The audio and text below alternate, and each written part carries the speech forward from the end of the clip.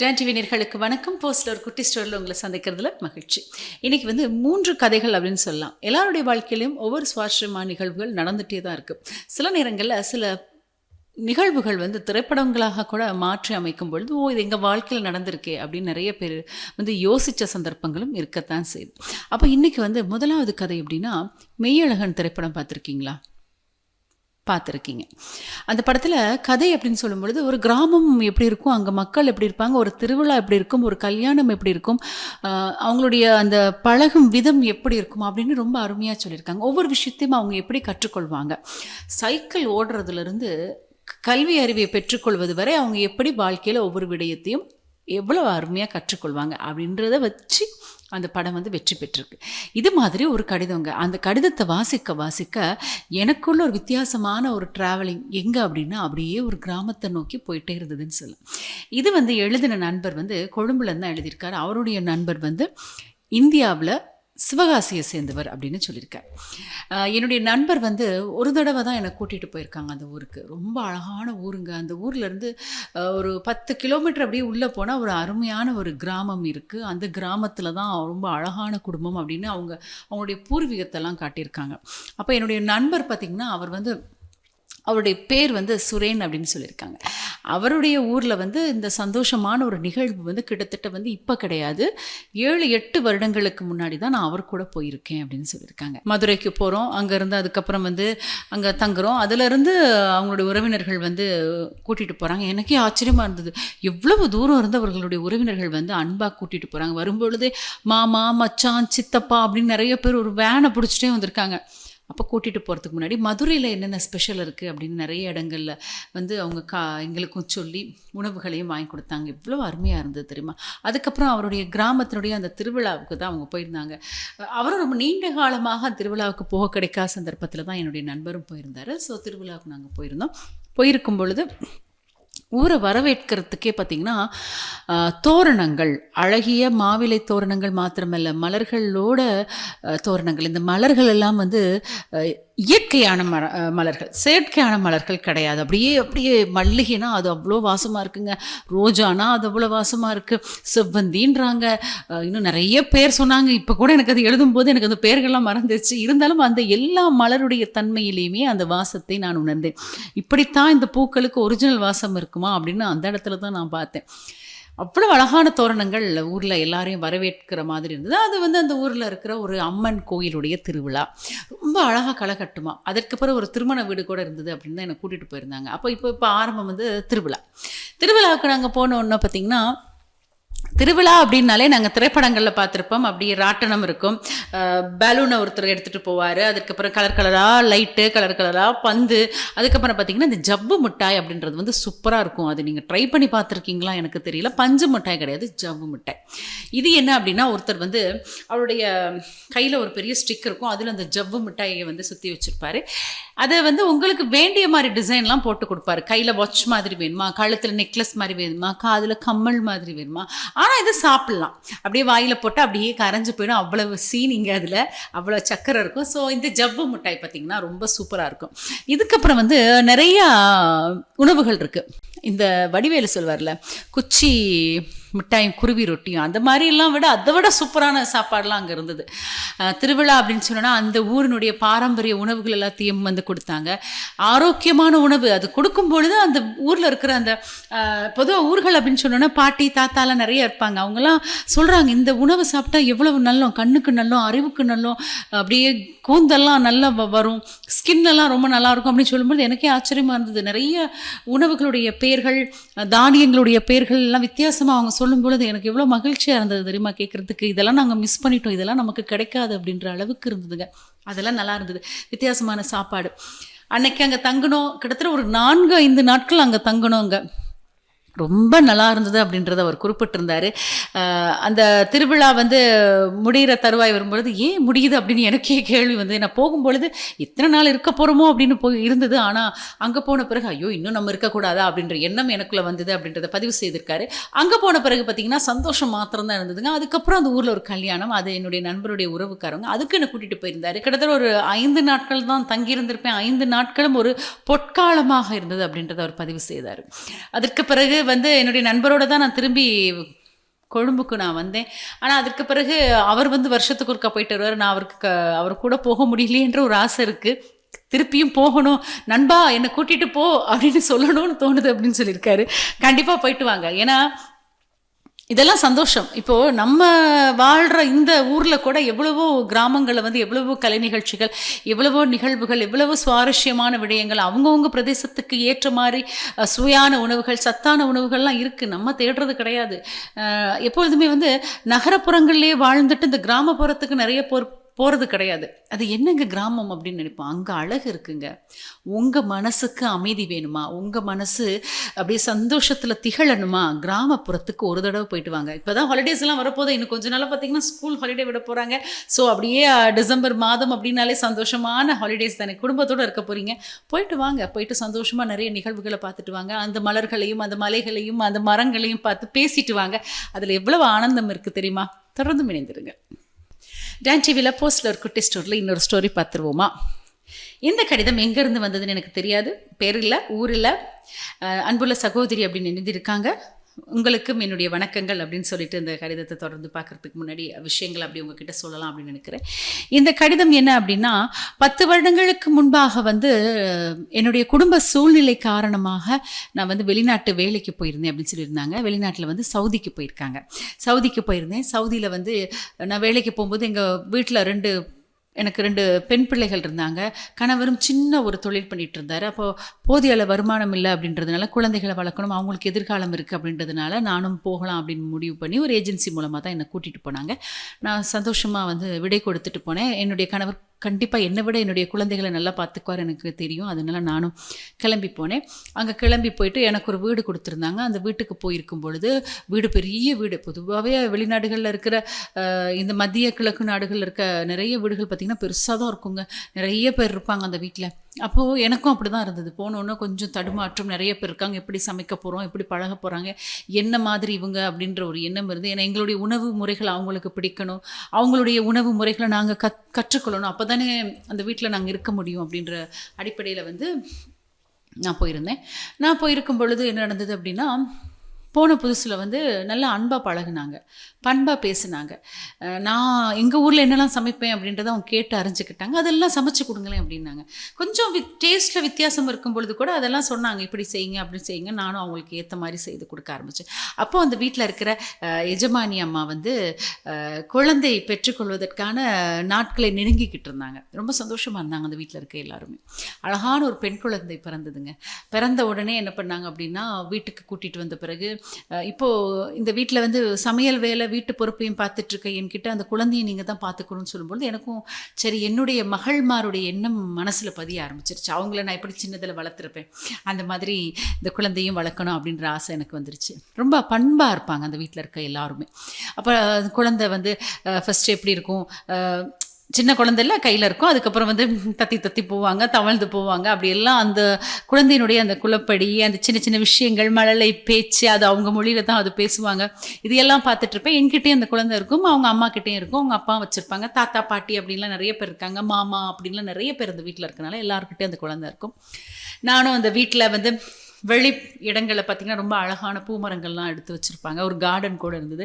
அந்த இடத்துக்கெல்லாம் அந்த குழந்தைய வந்து அப்படி வாக்கிங் மாதிரி அப்படி கையில் எடுத்து கூட்டிகிட்டு போவேன். இப்படியெல்லாம் சந்தோஷமாக இருந்தேன். கிட்டத்தட்ட 5 வருடங்கள் நாங்கள் அங்கே இருந்தோம், அந்த வீட்டில் இருந்தேன்னா.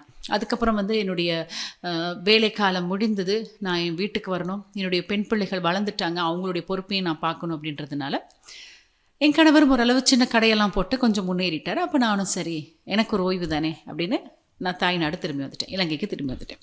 வந்து எங்கள் ஊருக்கு நான் போயிட்டு இப்போ அந்த குழந்தைய வந்து நான் விட்டுட்டு வந்துட்டேன். கிட்டத்தட்ட நான் விட்டுட்டு வரும்பொழுது 5 வயது. அப்போ நான் யோசிக்கிறது உண்டு, வீட்டுக்கு வந்து எப்படி இருப்பாங்க, இப்போ வளர்ந்துருப்பாங்க. ஏன்னா இந்த லெட்டர் வந்து அவங்க எழுதின இந்த காலகட்டம் வந்து அவங்க சொல்லியிருக்காங்க, இந்த நிகழ்வு நடந்தது வந்து கிட்டத்தட்ட 15 வருடங்களுக்கு முன்பாக அப்படின்னு சொல்லியிருந்தாங்க. 15-20 வருடங்கள் அப்படின்றத அவங்க பதிவு செய்திருந்தாங்க. அப்போது சந்தோஷமாக நான் யோசித்து பார்க்குறது உண்டு, இந்த குழந்தை எப்படி இருக்கும், வளர்ந்துருக்கும், பெரிய ஆளாக இருக்கும். இப்போ எனக்கு ஓரளவு வயசு போயிட்டு என்னுடைய மூத்த மகளுக்கு நான் திருமணம் முடிச்சு கொடுத்துட்டேன். மற்ற மகளுக்கு வந்து நல்ல வரன் பார்த்து பார்த்துட்ருக்குறோம். அப்போ நானும் யோசிக்கிறது உண்டு, அந்த குழந்தை எப்படி இருப்பா, ரொம்ப அழகாக இருப்பான், சின்னதுலேயே எப்படி பார்க்குறதுக்கே அழகாக இருப்பான், இப்போ இப்படி இருப்பாங்க அப்படிலாம் யோசிக்கிறது உண்டு. திடீர்னு ஒரு நாள் வந்து எங்கள் வீட்டு வாசலில் ஒரு ஒரு ஆடம்பர வண்டி வந்து நின்றுது. நானும் யோசித்தேன், போகிற வழியில் யாரும் தவறுதலாக பாதை எதுவும் கேட்க வந்திருக்காங்களோ அப்படின்னு நான் யோசிச்சுட்டு வெளியில் கதவை திறந்து பார்த்தேன். அந்த வண்டியிலேருந்து ஒரு 4-5 பேர் இறங்குனாங்க. எனக்கு இவங்க யார், பாதை மாதிரி வந்துட்டாங்களா, சரியான பாதை கேட்க வந்திருக்காங்களா அப்படின்னு புரியல. நான் என்ன அறியாமல் அவங்கள பார்த்துக்கிட்டு இருந்தேன். அப்போ அவங்க என்கிட்ட வந்து கேட்டாங்க, என்ன ஞாபகம் இருக்கான்னு கேட்டாங்க. அவங்க வந்து அவங்களுடைய மொழியில் பேசினாங்க, ஆங்கிலம் கலந்த இதுலேயும் பேசினாங்க. எனக்கு கொஞ்சம் யோசனையாக இருந்தது. நீங்கள் யாருன்னு எனக்கு தெரியல, கண்டுபிடிக்க முடியல. அப்போ அந்த வந்திருக்கும் அந்த பெண் என்னுடைய கைகளை பிடிச்சிக்கிட்டு என்னை சின்ன வயதில் வந்து அன்பாக கூப்பிடுவாங்க, செல்லமாக கூப்பிடுவாங்க. அந்த பேரை சொல்லி கூப்பிடும் பொழுது எனக்கே ஆனந்தமாக இருந்தது. அப்போ தான் எனக்கு ஞாபகம் வந்தது, அடடா இவ்வளோ பெரிய பொண்ணாக வளர்ந்துட்டாங்களே அப்படின்னு.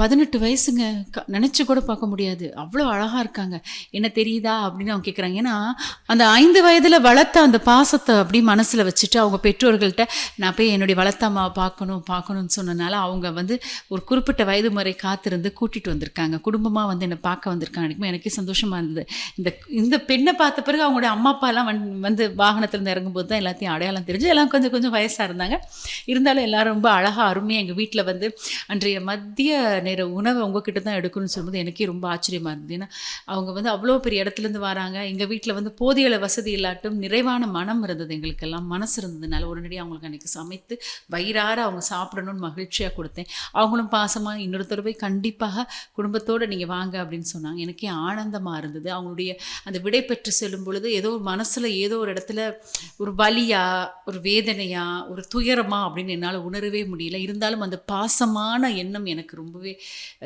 மகிழ்ச்சியை கொடுத்தது அப்படின்னு சொல்லியிருந்தாங்க இந்த சகோதரி. சிலவங்களுக்கு வாழ்க்கையில் வந்துங்க நல்ல விடயங்கள் சிறப்பாக கிடைக்கிறது உண்டு. சில நேரங்களில் சிலவங்களுக்கு வந்து கஷ்டங்களும் கவலைகளும் இருந்தாலும் ஏதோ ஒரு வகையில் ஏதோ ஒரு நிகழ்வு, ஏதோ ஒரு இடத்துல ஒரு சின்ன சந்தோஷம் இருந்தாலும் அது நிறைவாக எடுத்துக்குவாங்க. இவங்களுக்கு வந்து நிறைய நல்லது நடந்திருக்கு லைஃப்பில். அன்பான மக்கள் இருக்காங்க, அதுதான் ரொம்ப முக்கியம். இன்றைக்கி பொண்ணையோ பொருளையோ நாங்கள் சேர்த்து வச்சுருக்கோம் அப்படின்றத விட அன்பையும் பாசத்தையும் சேர்த்து வச்சுருக்கோம் அப்படின்னா அதுவே பெரிய பலம் அப்படின்றத வந்து பார்க்கக்கூடியதாக இருக்குது. ஃபர்ஸ்ட்டில் ஒரு குட்டி ஸ்டோரியில் சூப்பராக இணைஞ்சிருக்கீங்க. இப்போ வந்து இன்னொரு கடிதம் வந்திருக்கு. இந்த கடிதம் வந்து பேர் இல்லை, ஊருமே கிடையாது. இது என்னுடைய கதை அல்ல, என்னுடைய பக்கத்து வீட்டில் இருந்தவங்களுடைய ஒரு கதை அப்படின்னு சொல்லியிருக்காங்க. சரி, கேட்டுருவோம் அப்படின்னு நினைக்கும் பொழுது எனக்கே ஆச்சரியமாக இருந்தது. சில நேரங்களில் சில விடயங்கள் இப்படியெல்லாம் நடக்குமா அப்படின்னு. என் பக்கத்து வீட்டில் வந்து 2 பேர் இருந்தாங்க, அம்மா அப்பா இருந்தாங்க. அவங்க வந்து வேலைக்கு போய்கிட்டு இருந்தாங்க. அளவான வசதியான குடும்பம், ஒரு பிரச்சனையும் கிடையாது. அவங்க யார் பிரச்சனைக்கும் போக மாட்டாங்க, அவங்க வேலை அவங்க பாடுன்னு இருந்தாங்க. அப்பப்போ எங்களை கண்டா பேசுவாங்க, கதைப்பாங்க. நாங்களும் ஓகே ஹாய் பாய் அப்படின்னு சொல்லிட்டு போவாங்க. இப்படி இருக்கும் பொழுது அவர்கள் திருமணமாகி 5 வருடங்கள் ஆன நிலையில் வந்து அவங்களுக்கு குழந்தை இல்லை அப்படின்ற ஒரு ரீதியில் வந்து அவங்க என்ன பண்ணுறாங்கன்னா, அவங்களுடைய ஒன்றை விட்ட அண்ணா ஒரு உறவுக்காரவங்க கிட்ட இருந்து அவங்களுக்கு 2 குழந்தைகள். அப்போ அவங்களுடைய அந்த குழந்தைகளை வளர்க்க முடியாத சூழ்நிலை அப்படின்றதுனால சின்ன வயதுலேயே அந்த குழந்தைய அவங்க தத்தெடுத்துக்கிறாங்க, தன்னுடைய குழந்தைய. இவ்வளோ பெரிய மனசு வேணும்ல. தத்தெடுத்து தான் வளர்க்க ஆரம்பிக்கிறாங்க. அது ஒரு ஆண் குழந்தை. அந்த குழந்தை வீட்டுக்கு வந்த பிறகு தன்னுடைய குழந்தைக்கு அவங்க என்னெல்லாம் வாங்கி கொடுப்பாங்க, வீட்டுக்கு வந்தால் புதுசாக விளையாட்டு சாமான் வாங்கி கொடுப்பாங்க, புது ஆடைகள் வாங்கி கொடுப்பாங்க, நிறையா என்ன வீட்டில் என்ன வேணும் எல்லாம் வாங்கி கொடுப்பாங்க. இப்படியே அந்த குழந்தைய மகிழ்ச்சியாக வச்சுட்டு இருந்தாங்க. அந்த குழந்தையும் வளர்ந்துட்டுருக்கு. வளர்ந்து வந்து அந்த குழந்தைக்கு 10 வயது கிட்ட வரும்பொழுது அந்த வீட்டில் இருந்த அந்த பெண்ணுக்கு வந்து அவங்க வந்து குழந்தை பெற்றுக்கொள்ளக்கூடிய ஒரு தகுதியை பெற்று அவங்களுக்கு வந்து குழந்தை பிறக்குது. எல்லாருக்கும் ஒரே சந்தோஷம். ஏன்னா நீண்ட நாளாக வந்து குழந்தைக்காக ஏங்கினவங்களுக்குரிய ஒரு சந்தோஷம் கிடைச்சா எப்படி இருக்கும், அப்படியே அவங்க பூரிச்சு போகிற அளவுக்கு அவங்களுக்கு ஒரு மகிழ்ச்சி. அப்போ இந்த பையனுக்கும் ஒரே கொண்டாட்டம், ஆஹா எனக்கு தம்பி பாப்பாவோ தங்கச்சி பாப்பாவோ வர போகிறாங்கன்னு இந்த சின்ன பையனுக்கும் ஒரு சந்தோஷம் இருந்தது. அப்போ அவங்களும் ஒரு ஆண் குழந்தையை தான் பெற்றெடுத்த பிறகு அவங்க வந்து மகிழ்ச்சியாக இருந்தாங்க. மூத்த மகன், இவங்க 2வது மகன், அப்படி தான் சொல்லி வளர்ப்பாங்க. 2 பேரினுடைய குழந்தைகள் தான் அப்படின்னா அந்த பெற்றோர்கள் வளர்க்க ஆரம்பித்தாங்க. அப்போ இந்த சின்ன பையன் வளர ஆரம்பிக்கிறார், 2வது பையன் வளர ஆரம்பிக்கிறார். இப்போ இவருக்கு 10 வயசு ஆயிடுச்சு இல்லையா, அவர் கொஞ்சமாக வளர ஆரம்பிக்கிறாரு. அதுக்கப்புறம் அவருக்கு ஒரு 3-4 வயதாகுது, 5 வயதாகுது. அப்போ இவருக்கு வந்து கிட்டத்தட்ட 15 வயது ஆகின்ற ஒரு நிலையில் வந்து அந்த பையன் வந்து பாடசாலை போக ஆரம்பிக்கும் பொழுது அவருக்கு வந்து என்ன அப்படின்னா தான் வந்து இந்த வீட்டுக்குரிய ஒரு பிள்ளை அப்படின்ற ஒரு எண்ணம் அவர் மனசில் பதிய வருது. ஆரம்ப காலகட்டத்தில் வந்து அவங்க வந்து சொல்லி தான் வளர்க்குறாங்க. பாசமா இருக்கணும், இது உங்களுடைய அண்ணன், அவர் என்ன சொன்னாலும் நீ கேட்கணும் அப்படின்னு சொல்லி தான் வளர்க்குறாங்க. ஆனா, அந்த சின்ன பையனுக்கு வந்து புரிய மாட்டேங்குது. சில நேரங்கள்ல அடிச்சிருவாரு. சில நேரங்கள்ல விழுந்துட்டு இவர் தள்ளி விட்டாரு அப்படின்னு சொல்லி அவர்கிட்ட அவங்க வீட்ல பெற்றோர்கள்ட்ட சொல்ல ஆரம்பிச்சுருவாங்க. அப்ப அவங்க அந்த சின்ன பையன்ட மனச நோகடிக்க ஆரம்பிச்சுட்டான். அதாவது அந்த மூத்த மகன் சொன்னேன் இல்லையா? அவரோட மனச நோகடிக்க ஆரம்பிச்சுட்டாங்க. அதாவது பெற்றோர்கள் கிடையாது. அந்த சின்ன பையன். அப்ப இதுக்குள்ள சில கருத்து முரண்பாடுகள், பிரச்சனைகள் ஆரம்பிக்கும் பொழுது அவங்க என்ன பண்ணலான்னு யோசிக்கும் பொழுது, சரி இந்த பையன் வந்து நல்லா படிக்கக்கூடிய ஒரு பையன். அப்போ இவனுடைய வாழ்க்கையில எந்த பிரச்சனையும் வந்துடக்கூடாது அப்படின்னு சொல்லி அவங்களுடைய அம்மா அப்பா கிட்ட கொண்டு போய் விட்டுடுறாங்க. விடும்பொழுது அந்த பையனால் அது ஏற்றுக்க முடியலை. ஏன்னா அவர் முழுசாக வந்து பெற்றோர்கள் அப்படின்னு நினச்சது வந்து இவங்க 2 பேர்த்தரில் அவர்களுடைய மனசில் அந்த பதிவை அவரால் ஏற்றுக்கொள்ளவே முடியலை. ஆனால் அங்கே போனோன்னா அவங்க பாசமாக எப்படினாலும் தன்னுடைய மகன் தானே அப்படின்னு அவங்க வளர்க்க முயற்சி பண்ணுறாங்க. ஆனால் இவருக்கு அந்த மனசு இடம் கொடுக்கல. எனக்கு என்ன இருந்தாலும் அங்கே தான் போகணும், அதுதான் என்னுடைய குடும்பம், அதான் என்னுடைய தம்பி, அதான் என்னுடைய அம்மா அப்பா அப்படின்னு அவர் சொல்ல ஆரம்பிக்கிறாரு. நல்லா படிக்கக்கூடிய நல்ல பையன். அங்கே அவருக்கு அது ஒரு மனசில் நிறைய பாதிப்புகள், படிப்பில் கவனம் இல்லை, எப்போ பார்த்தாலும் இப்படியே உட்காந்து எதையோ பார்த்துக்கிட்டு இருக்கிறாரு. அப்போ ஏக்கங்கள், பிரச்சனைகள் அவருக்குள்ளே தோன்ற ஆரம்பிக்குது. அவங்க வந்து சொல்கிறாங்க, அந்த அந்த மூத்த பையன் இருக்கார் இல்லையா, அந்த அவங்களுடைய பெற்றோர்கள் வந்து இவங்ககிட்ட சொல்கிறாங்க, அவர் இங்கே தான் வரணும்னு ஆசைப்படுறாரு, உங்ககிட்ட தான் இருக்கணும்னு ஆசைப்படுறாரு, எங்கள் கூட இருக்க அவருக்கு முடியலை, இதுக்கு என்ன பண்ணலாம் அப்படின்னு இவங்கெல்லாம் பேசிக்கிறாங்க, குடும்பமாக பேசிக்கிறாங்க. ஆனால் இவங்களுக்கு தன்னுடைய மகனையும் பார்க்கணும்ல. அப்போது கொஞ்சம் நாள் டைம் கொடுங்க, இவர் சின்ன பையன், நாங்கள் இவருக்கு புரிய வைக்கிறோன்னு இவங்களும் முயற்சி பண்ணுறாங்க. இப்போ அது இப்படியே ஓடிட்டுருக்கு. அவர் அப்படியே அங்கே இருக்கிறாரு, இந்த பையனும் இங்கே வளர்ந்துட்டுருக்கிறாரு. அப்போது நாங்களும் பார்த்தோம் சரி வருமானு ரொம்ப நாளாகவே இப்படி பண்ணுறாங்க. ஆனால் இவங்க வந்து இந்த பெற்றோர்கள் வந்து அந்த பையனை வந்து கண்டிப்பாக போய் பார்க்குறது உண்டு. அவருக்கு என்ன பிடிக்குமோ எல்லாம் வாங்கி கொடுப்பாங்க. அவங்களால அந்த பையனை மறக்கவே முடியலை. எப்படி இருந்தாலும் என்னுடைய மூத்த மகன் அவங்க சொல்கிறதுக்கு உண்மையாக தான் அவங்க இருக்காங்க. இந்த சின்ன பையனுக்கு இன்னும் கொஞ்சம் டைம் எடுக்கும்னு நினைக்கிறேன் புரிஞ்சுக்கிறதுக்கு அப்படின்னு எனக்கு தோணுது. இதை நான் ஏன் எழுதுனேன் அப்படின்னா, நிறைய இடங்களில் வந்து இப்படியெல்லாம் நடக்கின்றது. சில நேரங்களில் உறவுகளுடைய குழந்தைகளை வந்து சூழ்நிலை காரணமாக எடுத்து இவங்க வந்து வளர்க்குறாங்க. வளர்த்து நல்ல நிலைக்கு கொண்டு வந்த பெற்றோர்களும் இருக்கத்தான் செய்கிறாங்க. சில நேரங்களில் தன்னுடைய குழந்தைக்கும் அந்த குழந்தைக்கும் வித்தியாசம் இருக்கிறது அப்படின்ற ரீதியில் சில சிக்கல்களை ஏற்படுத்தும் சில இடங்களும் இருக்கத்தான் செய்கிறது. ஆனால் எப்படினாலும் எல்லாருக்கும் ஒரு மனசு இருக்குது, எல்லாருக்கும் ஒரு எதிர்காலம் இருக்குது, எல்லாருடைய வாழ்க்கையிலையும் வந்து பேச முடியாத சில விடயங்கள் இருக்கத்தான் செய்யுது. அதனால் கண்டிப்பாக வந்து அப்படி பண்ணாதீங்க. உங்களுடைய குழந்தைன்னு அவங்க பொறுப்பெடுத்துட்டா சந்தோஷமாக அப்படியே உங்களுக்குள்ளேயே அவங்கள கட்டி காத்து கூட்டுக்கிட்டு போங்க அப்படின்ற ஒரு எண்ணத்தை அவர் பதிவு செய்திருக்காரு. கண்டிப்பாங்க. அழகான வாழ்க்கைக்கு நம்மளுடைய எண்ணங்களும் செயல்பாடுகளும் தான் நிறைய உறவுகளை அப்படியே எங்ககிட்ட பத்திரமா வச்சிருக்கு அப்படின்னு சொல்லலாம். போஸ்டில் ஒரு குட்டி ஸ்டோரியில் 3 கதைகள், 3 கதையும் வித்தியாசமாக இருந்ததில்ல. எவ்வளவு வித்தியாசமான பாதையில் எப்படியெல்லாம் பயணிக்க முடியுமோ அத்தகைய பயணங்களையும் நாங்கள் ஒவ்வொரு நாளும் வாழ்க்கையில் பார்த்துட்டு தான் இருக்கோம். அதனால தாங்க வாழ்க்கை என்பது சிறந்த அனுபவ புத்தகம் அப்படின்னு சொல்லியிருக்காங்க. நிறைய புத்தகங்களை கற்று நாங்கள் வந்து விடயத்தை உள்வாங்கிக் கொள்வதை விட எங்களுடைய வாழ்க்கையே நிறைய விடயங்களை எங்களுக்கு கற்றுக் கொடுக்கும். அதை நாங்கள் பார்த்து சரியாக வாழ்க்கையை வாழ வேண்டும். மீண்டும் மற்றொரு நிகழ்ச்சி உங்கள் அனைவரும் சந்திக்கும் வரை விடைபெற்றுக் கொள்ளும் நான் கவிதா ராம்குமார். நன்றி, வணக்கம்.